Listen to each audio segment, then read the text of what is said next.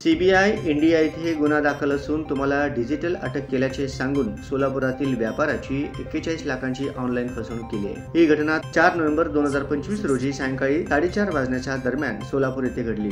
या प्रकरणी नारायणदास किसनदास भुतडा वय 69 राहणार जैन मंदिर जवळ जोडभाईपेठ सोलापूर यांनी आरोपी राजेश शर्मा, संदीप राव तसेच सर्व बँक खातेधारक व इतर साथीदार यांच्या विरुद्ध सायबर पोलीस ठाण्यात गुन्हा दाखल केला आहे। 3 ऑक्टोबर ते 4 नोव्हेंबरच्या दरम्यान यातील फिर्यादी नारायणदास भुतडा व त्यांची पत्नी हे घरी तसेच दुकानात असताना ही घटना घडली। भुतडा व त्यांची पत्नी यांच्या मोबाईलवर यातील आरोपी राजेश शर्मा याने मी न्यू दिल्ली येथील दूरसंचार विभागातून सिनियर ॲडवायझर बोलत असल्याचे सांगितले, तर दुसरा आरोपी संदीप राव यांनीही भुतडा यांच्या मोबाईलवर संपर्क साधून दिल्ली येथून सीबीआय अधिकारी बोलत असल्याचे सांगितले। या दोघांनी संगनमत करून भुतडा यांचा मोबाईल क्रमांक सांगून तो तुमच्या नावावर आहे, त्याच्या आधार कार्डद्वारे फिर्यादी यांच्या नावाने कॅनरा बँकेत खाते काढून ते नरेश्वरी यांना 5 लाख रुपयांमध्ये विकले आहे असे सांगितले।